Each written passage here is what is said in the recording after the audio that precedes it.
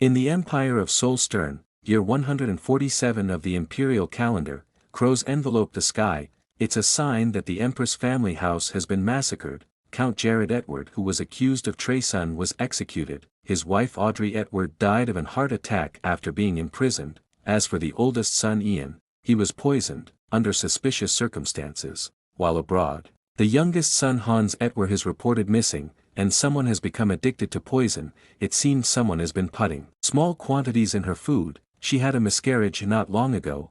It could have also been because of the poison. But who could do something like that to the Empress? Yes, the Empress, this beautiful red head with a worried expression, his Empress Rose Edward. Suddenly a yellow-haired man grabs her neck, yelling how dare she, lays her hand on the woman, who's carrying his child. He comments in a vulgar tone. She should be thankful Sasha is doing what she couldn't. A servant rushes to Sasha's side, calling for a doctor. With emerald eyes and a bewitching smile, she states she's okay and she's merely worried about the Empress's child. Coughing profusely, Rose explains she didn't touch her. Sasha had fallen by herself. This Empress clutching her first is the reason her family died, because she was so easily fooled by Sasha. Tears streaming down her face, she hears her lover ordering her to get a hold of herself. He doesn't have time to waste. She comments they said she was poisoned, that's why she had a miscarriage. Surprisingly, he shrugs it off, stating the doctor was taking care of her the whole time. How could she be poisoned? Struggling to stand her feet, she thinks shouldn't he be worried?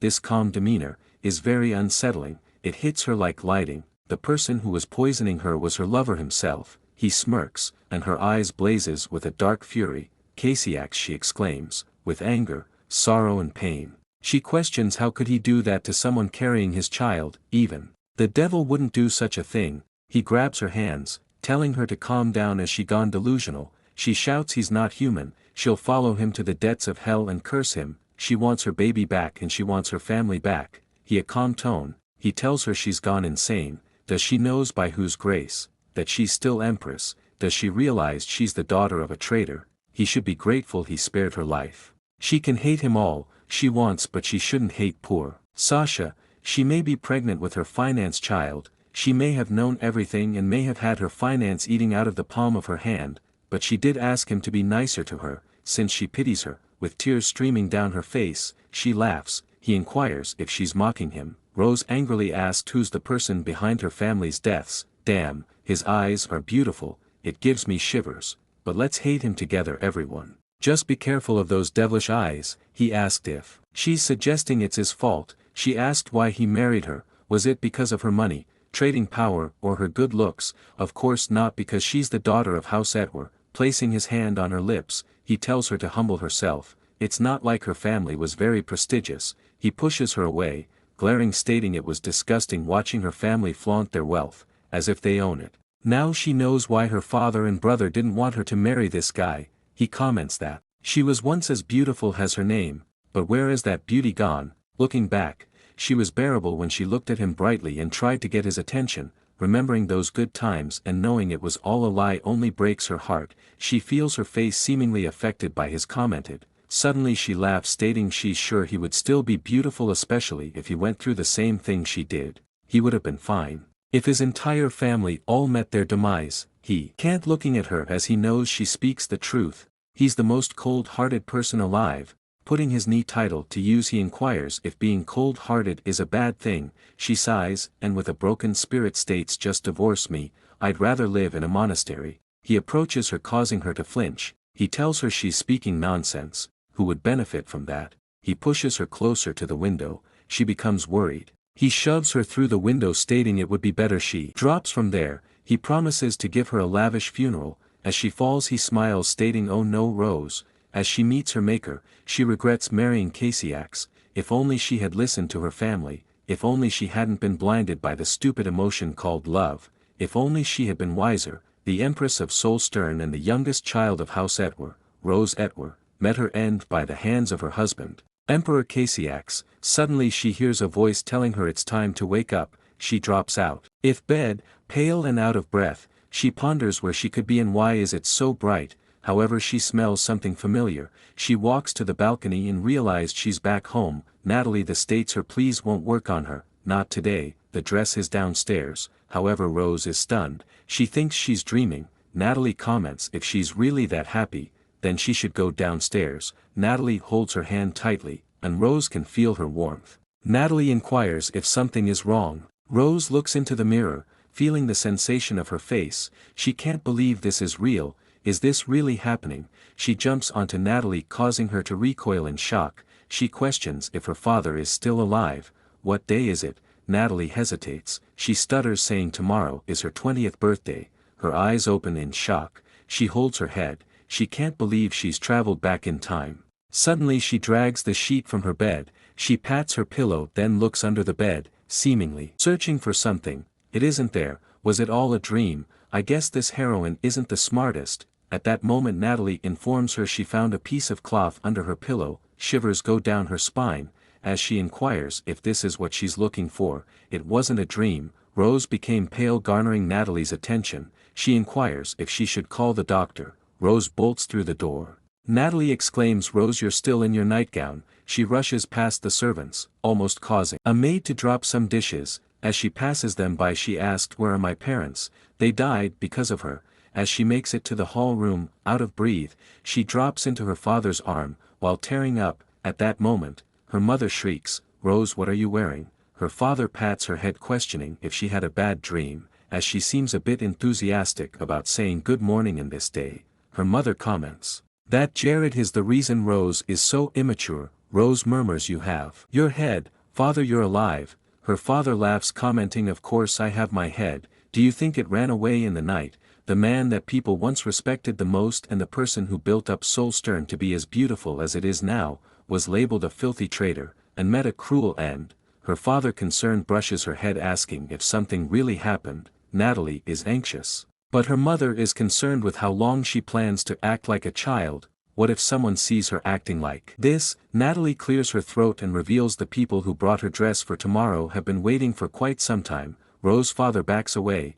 As she squeezes his arm tightly, he tells her he's curious how she'll look in her dress. He tells her to put it on and show him. Her mother sighs, commenting she's still like this even though she's 20, she's not even certain they can find her a husband. If she acts this way at the party, her mom might just throw herself in the river. Rose cuddles her mom. With a smile she questions what's gotten into her. She tells Natalie to take Rose. Rose smiles, thank God her parents are really alive. In the next scene, Rose walks down the hall. She overhears her father talking. He didn't think it would be Marquis Montenegro's daughter. Maybe it's because he stood up to the imperial family that one time. He really feels his pain. He couldn't imagine sending his daughter to a place like that. The Marchioness is probably heartbroken. There's many rumors going around about that young king. Rose's mother asked if her father can try to persuade the imperial family. Jared responds, "Of course, but if it's not Marquis' daughter it'll be someone else." Jared feels awful about it all. However, he's only going to tell his wife this because he trusts her. She asked what he means. Jared reveals he's relieved it wasn't his daughter being sent to the north. His wife tells him not to speak of something so horrible. As Rose walks with her head down, the maids whisper if she doesn't like the dress. The dressmaker nervously smiles, exclaiming, "Let me show you the details, my lady." As she observes the dressmakers, she thinks if she really traveled back in time, tomorrow is the day of her 20th birthday. The day she met Casiax wearing the same dress. It's also the day he proposed to her. She'll never let that happen again. But how will she prevent it? Natalie knocks on her door, requesting she opens it. Rose asks her to give her some alone time. Natalie mentions that she hasn't drunk any water all day. Is she feeling unwell? Should she call a doctor? Rose exclaims she wants to be by herself. Feeling defeated, Natalie leaves a cup of water at her door. Rose walks back on fourth question why she came back to the day before her proposal. There's nothing she can really do at this point. Casiax and her have already expressed their feelings for one another. The only thing left is the proposal. Maybe she should act crazy or say she has a terminal illness. Even better, she should go abroad. Just like her brother Hans, she bites her nails. That solution would only be temporary. After all, Casiax isn't after her, but her family. She tries to calm down and figure this out. She can't waste this chance given to her. There's no room for error this time. She then remembers the words of her father and mother. That's her answer. Maxim Lankert. He's the king of Helevant, a northern territory owned by barbarians. He's the only man that can intimidate Casiax. She's remember nobles gossiping about him, saying he's half wolf, half human. Some says he's the devil in human clothing. He's never taken part in an official meeting, so there's odd rumors about throughout the empire. Around the time Casiax proposes, Lady Muriel was sent to the north. Muriel was weak-hearted, however on her way to the north, she ingested poison and died. Lady Ariel was then sent but returned as a corpse ravaged by beasts. When her body came back to Solstern, everyone was horrified. Casiax had been the one to send her to the north, and he was furious. At that time Casiax announced that Helivant must want to go to war, as this is no different than declaring war on them. That's when the rivalry between Casiax and Maxim started. She slowly touches her dress, thinking she has to risk her life if she wants to survive. The day of her birthday, Rose's mother greets all the guests. A lady suggests it's time for Rose to get married. Her mom comments her daughter is still too immature, it's a shame to put her out there. At that moment a maid informs Rose that the other ladies have arrived. The maid is taken aback. She exclaims Lady Eliza and Tacy. Suddenly she drops her brush on the table, and says tell them to come in. Looking back, it was thanks to Eliza and Tracy that she was able to endure the lonely life at the palace. However, when her father died and Hans went missing at sea, they cut her off completely. When they saw her again in the palace gardens, they had become Sasha's friends. Currently they wish her a happy birthday. She thinks to herself the two-faced snakes are here. She then noticed Helen, who wishes her a happy birthday. Rose pounced on her, and thanked her for coming. This beauty is the only one who stayed by her side. Helen is confused, but Rose smiles, thinking she had cried when she heard she fell from the tower. Rose states she has a pair of diamond earrings that Hans brought her after he went to Provoking. It doesn't look good with her red hair, but she thinks it'll suit her well since she's blonde. Rose shows them the diamond earrings. Eliza and Tracy are stunned. These are the most stunning earrings they've seen. They wouldn't mind marrying Hans after this. Smiling, she exclaims she knows it would look good on her. Helen shyly states these were a gift from Hans to her. She couldn't possibly accept. Rose tells her she's her dearest friend. She would give her anything in the world. She has to show Hans how beautiful she is. Eliza and Tracy burn with jealousy in the background. Looking at them, she states she hopes he'll give Helen a present himself next time. After all, she may become his sister-in-law. Natalie sighs, exclaiming she knows she's the only one who isn't ready. Eliza and Tracy decide to go on the offensive, and attack her with kindness. They say she's much prettier than the other ladies. Also, the prince may propose to her today. Suddenly Rose exclaims that guilty man, catching Eliza and Tracy off guard. Eliza asks what she just said, but Natalie pushes them out, saying they mustn't disturb Lady Rose. She has to get ready now. They say they'll be waiting with Lady Muriel. Muriel looks awful these days. Eliza comments she would die of a heart attack if she was ordered to go to Helivant. Suddenly Tracy giggle, not just any giggle, a creepy one. Eliza tells her to be quiet, but Tracy exclaims everyone already knows. She sarcastically remarks, dear Lord, please watch over Muriel, as Rose fixes her makeup. She thinks going to the north is a dangerous endeavor. Is this the right decision? Natalie exclaims they should have given the seamstress a bigger tip. As Rose is breathtaking, she can't believe she got so dressed up to impress Casiax, and smile like she was the happiest girl in the world. Looking in the mirror, she is disgusted by how she reacted. The guests comment on her beauty, saying she takes after her mother, who was also a beauty back in the day. The big question is who will he give his precious daughter to? They don't think her father would give him up so easily. However, Rose isn't pleased. She feels like she's being taken to the slaughterhouse. She then spots that evil man Casiax, holding the glass in hand. In a calm, sweet voice, he comments on her beauty. She's as gorgeous as fine wine. The confidence in his eyes could get him any woman he wanted. Many nights she stayed awake thinking about his gorgeous eyes. He outstretches his hand to her, but she doesn't want to touch him, and turns around. She thanks him for coming, saying she hopes he has a pleasant evening. Casiax is stunned, only smiling but obviously furious. He ponders why his little puppet is acting like this. She's being more difficult than expected. He decides to teach her a lesson after they are married. She has to leave before Casiax asks to dance with her. Just the thought of their hands touching makes her sick. Suddenly Eliza calls to her, questioning where she's going. Rose approaches them. Eliza reveals Tracy is dancing. With a creepy smile she exclaims Muriel was able to come to the party, but she's sure it must be hard for her to stay calm. Rose looks away, questioning how she could have been friends with people like these in the past. Rose touches her shoulders, telling her to not worry too much. She thinks Muriel won't be dying of poison this time. Suddenly Muriel cries loudly, which is ruining Casiax's riz. He has to ask her to dance, but the nobles are all discussing Muriel. Finally he gets a chance to ask her to dance, however he's interrupted by a noble, who requests to dance. Casiac's veins slowly pop up on his face, he grits his teeth, he can't believe the daughter of a lowly merchant is ignoring him, he finds her so irritating he thinks she may actually be trying to get on his nerves. Meanwhile Rose steps on the man's foot, she apologizes and he tells her it's fine. She responds that she's not feeling well, and accidentally bumps into a man. When the man turns around she is surprised seeing her brother Hans, who has a striking resemblance to Casiac's. Hans in a sweet voice says she even makes grown men cry, he states he can't bear to watch this man suffer anymore. He glances back and comments he's looking at me like I saved his life. This is her first time seeing Hans after he was reported missing. Before she came back, she feels like crying. It's like she's looking at someone who came back from the dead.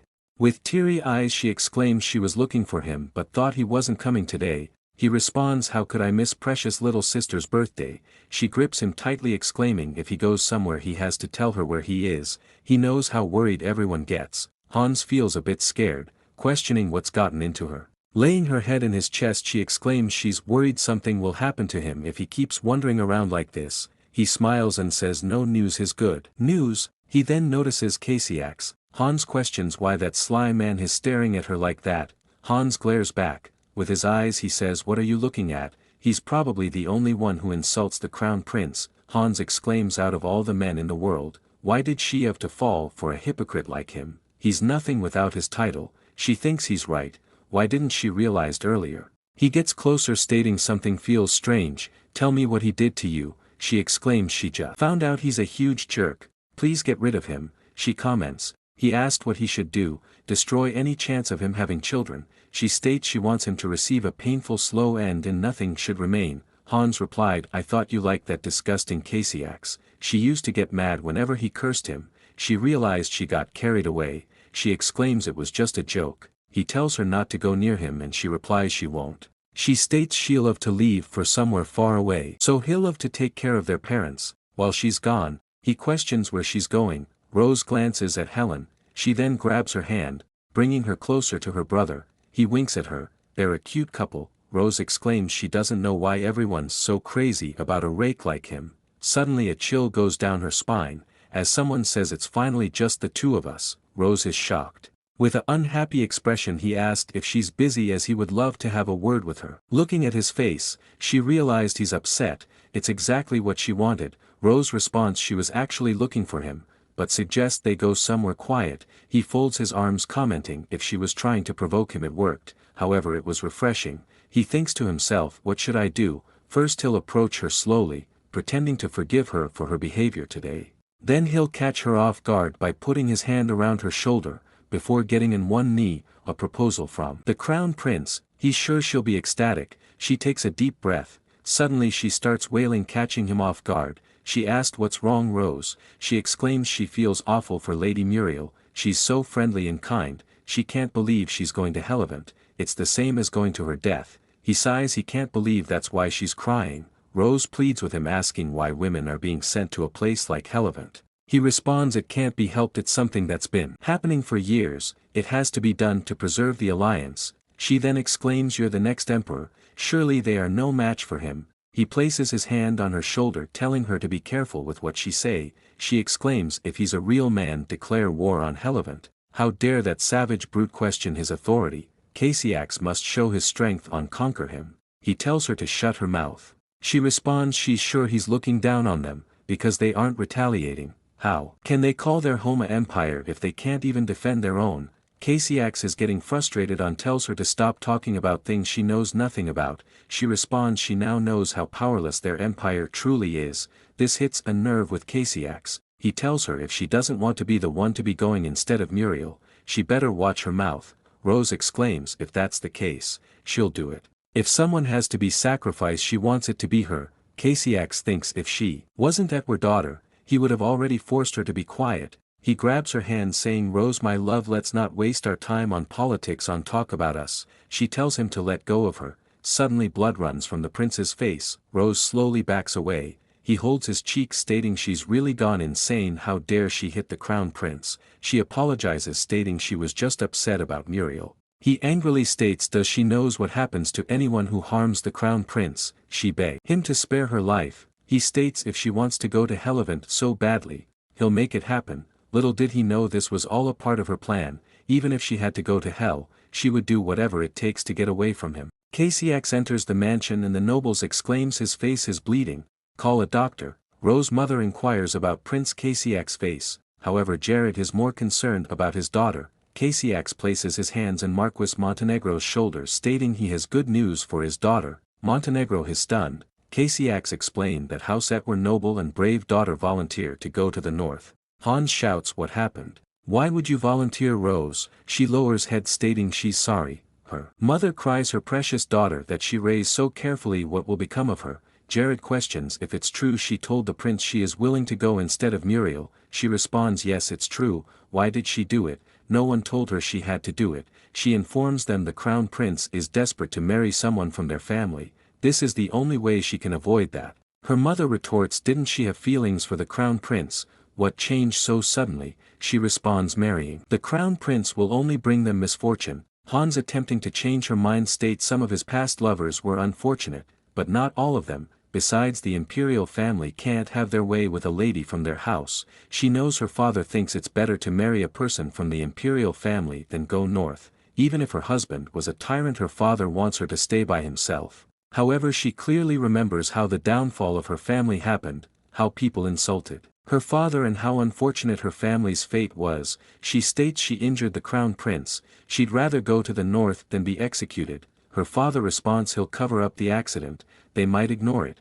If she agrees to marry the crown prince, she exclaims she'll die if she marries him, so she requests that they respect her decision. Meanwhile, the king exclaims not only did Rose injure the prince's face, but also volunteered to go north. She must have gone mad. Casey is really mad. His niece inquires if he didn't want her to become the next crown princess. He responds it would be beneficial to have a house like House Etwer for support. Things may get difficult if she marries someone from another family. His niece whispers in his ears, since she won't be marrying the prince, it's better she's sent to the north. Sasha, his cunning and sweet niece, is truly helpful. Meanwhile, Natalie and Rose are on their way to the north. Natalie, shaking, suggests going back to the crown prince. If she goes back to the crown prince and accept his proposal, he'll definitely forgive her. However, Rose is calm, stating it's too late, they're almost in Hellevent. She had told Natalie she might not be able to return if she comes with her. Before, Natalie had said she doesn't have any family waiting for her. Rose is the only one she has.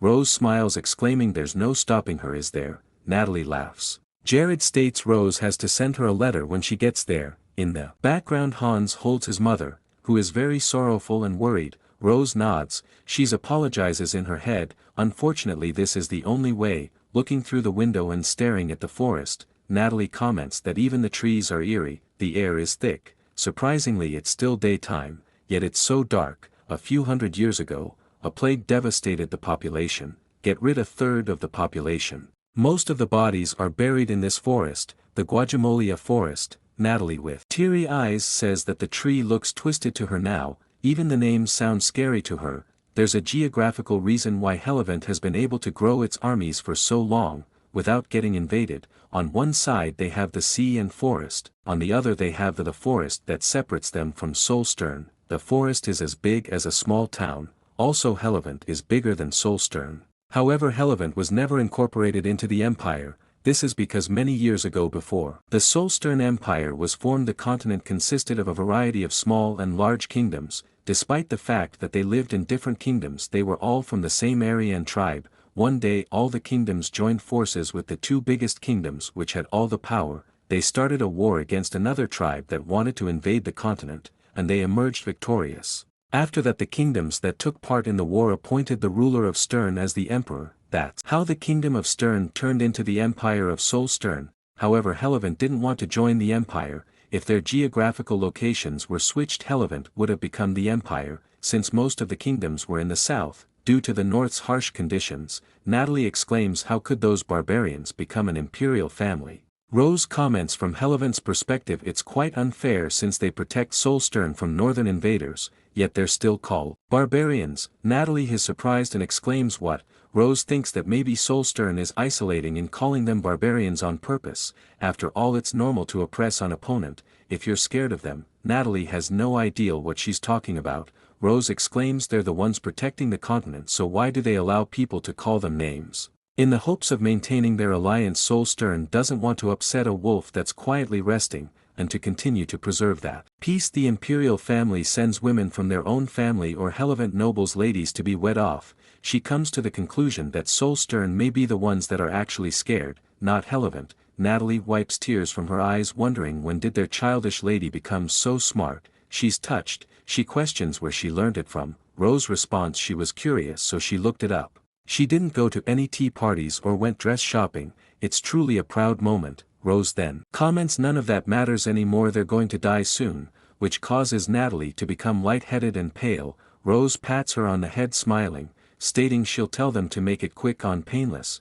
Crying, Natalie exclaims it's no time for jokes. Natalie inquires if Rose believed the king of Helivant is as terrible as the rumors say. What rumors? Rose inquires. Natalie explains he wears black like a demon and supposedly drinks human blood like a demon during the night. Also, it's said he feeds the skin of people he doesn't like to his wolf. Rose laughs and exclaims there's no need to shake, but Natalie responds she's shaking as well. Rose suddenly realized, but the carriage has been shaking for a while. Suddenly masked men scream, follow the carriage on, get rid of them. But the greatest shock here, it seems the coachman died due to the horses. Rose exclaims they have to drop. Natalie cries, saying they'll die if they jump out there. Rose desperately pleads with her, one of the wheels are broken, they can drop in the grass and they'll be okay. Natalie extends her hand to Rose. Suddenly the carriage slams into a tree, causing Rose to be flung out of the carriage. She lands in grass, calling Natalie. Suddenly she hears the steps of the masked men. She panics and immediately hides behind a tree.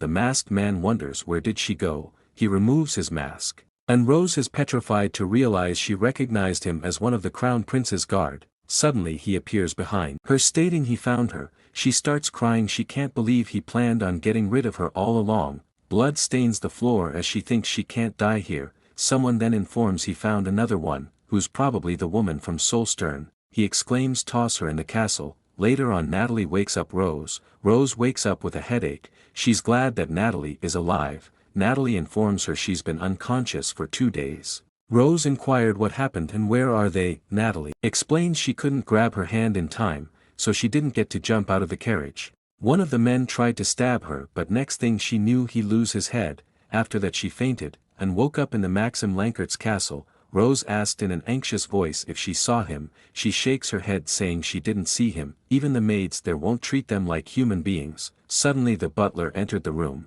He came as soon as he heard she was awake. He introduced himself as Freddy. Rose introduces herself and asks if she can see King Maxim. He explained that King Maxim went for a hunt yesterday and won't be back until later today. Rose is shocked and questions if he's aware they came from Solstern. Freddy states His Majesty's direct orders are the reason they're here. If it wasn't for that, they probably would have left them in the cold. Rose retorts even so he went hunting despite finding them in the woods. The butler uninterest is printed on his face. She can tell he doesn't think they're important enough for King Maxim to postpone his plans. Freddy exclaims he'll tell him she's awake once he returns. Natalie exclaims it's him. The king has arrived. Rose could tell from far away he's not a ruler that sits on his throne and picks fights with others. This guy's even walking with a wolf. It doesn't get much colder than that. This man is obviously a king that goes to war and leads his men. She's shaking, just the thought of him getting rid of Casiax makes her wet. She feels drenched as she thinks about it.